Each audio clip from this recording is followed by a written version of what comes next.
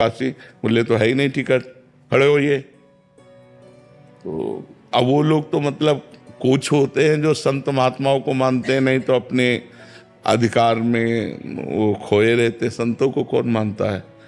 तो उन्होंने बदतमीजी वाली बातें शुरू कर दी। हम संन्यास वेश था, हमें वास्तविक बिल्कुल हमें ज्ञान नहीं था कि क्या होता है कि ये कोच और क्या होता है, वो बिल्कुल ज्ञान नहीं था, क्योंकि देहात में पैदा हुई, गंगा किनारे साधना की, तो मुझे इसका ज्ञान नहीं था।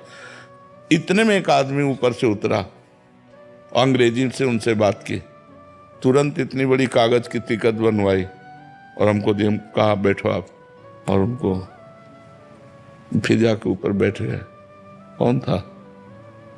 कौन था? हमारी समझ में मेरा भगवान था। नहीं, हमारा कोई परिचय नहीं, कोई मतलब। आगे हो सकता है वो धक्का मार के हमको उतार देते, अपमानित करके उतार देते, लेकिन कौन था जो एक सेकंड नहीं लगा सारी समस्या का निदान करके, और हम बैठे काशी में आराम से उतरे।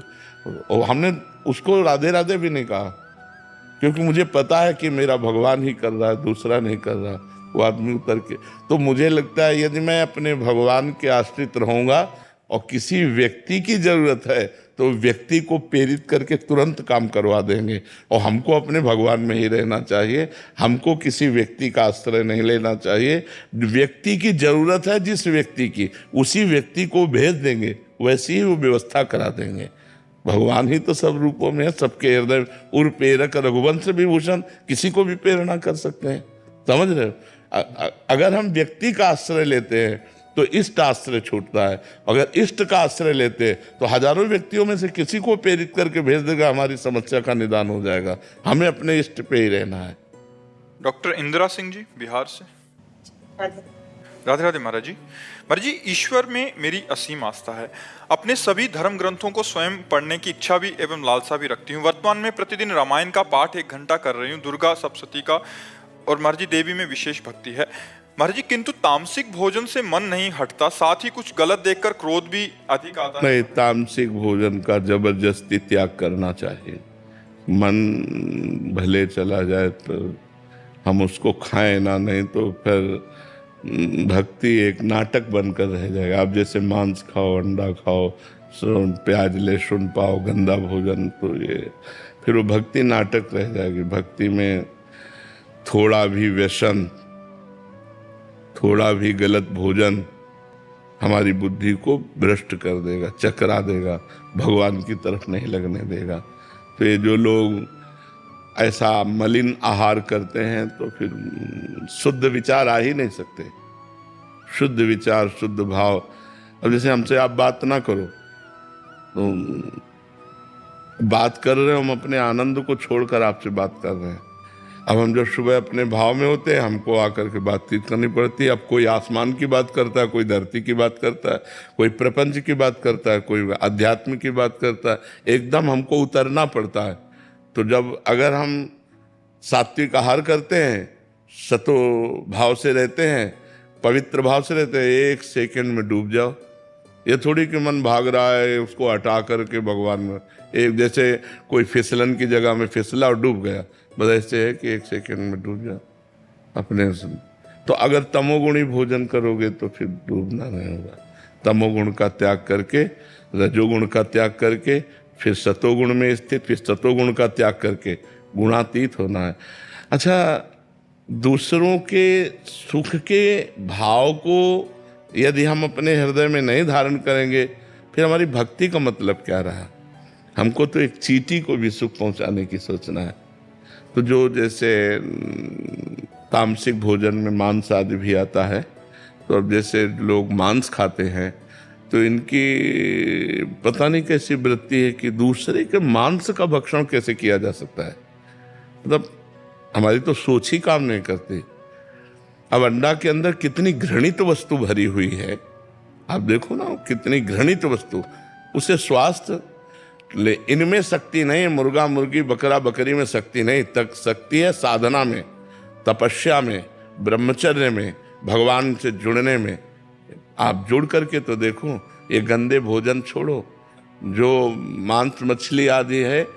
काफी सारे जने, बहुत सारी मात्रा में ऐसे होंगे कि जो भगवान का भजन भी, मतलब मंदिर भी जाएंगे और तामसिक भोजन का भी आहार करेंगे? बिल्कुल नहीं, बिल्कुल मतलब इसे कुछ मंगलवार को हनुमान जी के जाएंगे, मतलब इसे कुछ नहीं होने वाला। सबसे पहली बात है हमारे आहार शुद्धि, मन शुद्धि। देहाती भाषा में कहते हैं जैसा खाओ अन्न वैसा बने मन। देखो, अगर हम शास्त्र की आज्ञा का पालन नहीं करेंगे और मनमानी आचरण करेंगे तो नरक जाओगे। पहले आहार शुद्धि, मन शुद्धि। अगर जैसा खाओ अन्न वैसा बने मन। किसी भी प्राणी को दुख देना। हनुमान चालीसा का भी पाठ करते हैं? ये अपनी वासनाओं की, अपनी जिह्वा को थोड़ा रोको यार। शराब पीते हो, मांस खाते हो, अंडा खाते हो, इस तरह के व्यवहार करते हो और हनुमान जी और शंकर ये ऐसे प्रसन्न हो जाएंगे, ऐसे काम बन जाएगा? कुछ नहीं बन जाएगा। अवश्य में भोक्तव्यम कृतम कर्म शुभाशुभम। जो तुम कर्म करोगे तुम्हें भोगना पड़ेगा। चाहे मुर्गा हो, चाहे बकरा हो, सब जीव अपने प्राण बचाना चाहते हैं। सब जीव, तुम उनको काट कर खाओगे, वो भोगना पड़ेगा। राम जी के रूप में भगवान ने यदि बाली के चरण में बाण मारा तो भगवान श्री कृष्ण के चरण में व्याध के रूप में उसने बाण मारा। देखो ना, लीला देखो। भगवान ने अंतिम अपनी लीला जो श्री कृष्ण लीला है वो यहाँ संपन्न की कि भगवान के चरण में व्याध जो है बाण मार रहा है। अब आप विचार करो, जब वो सरकार समर्थ होते हुए भी अपने लीला का लीला दर्शन कराते हैं।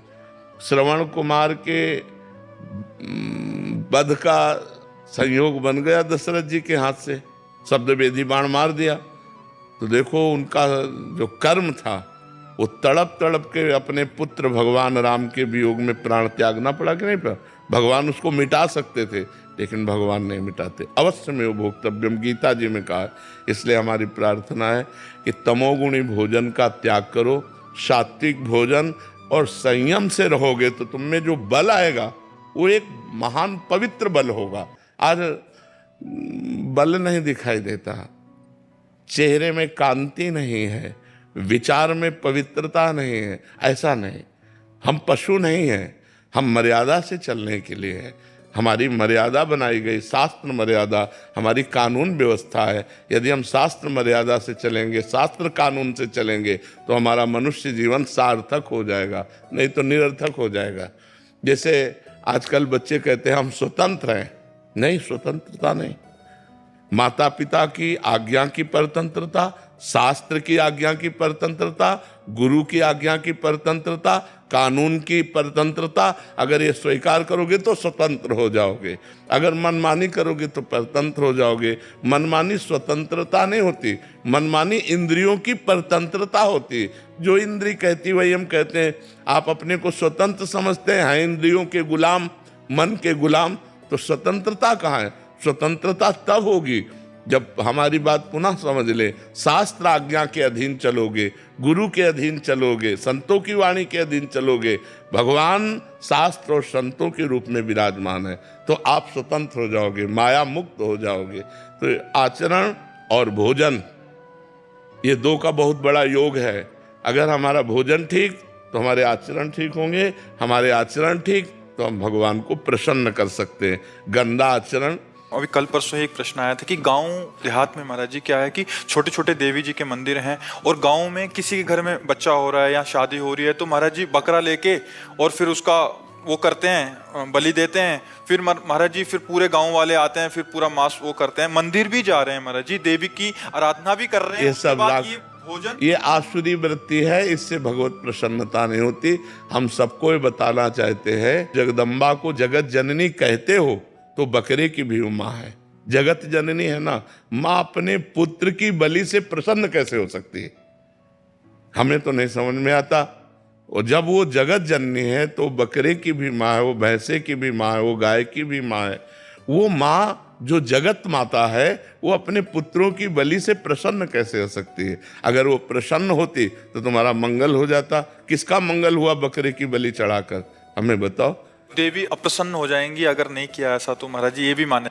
अरे अगर वो अपने स्वरूप पे आ जाए तो सबको चाट जाए उनको। वो तो महाकाली है, महाकाल स्वरूप भी है। तो वो दुष्टों का संहार करने के लिए रूप माता जी ने धारण किया। वो दुष्टों का खून पिया जो संसार के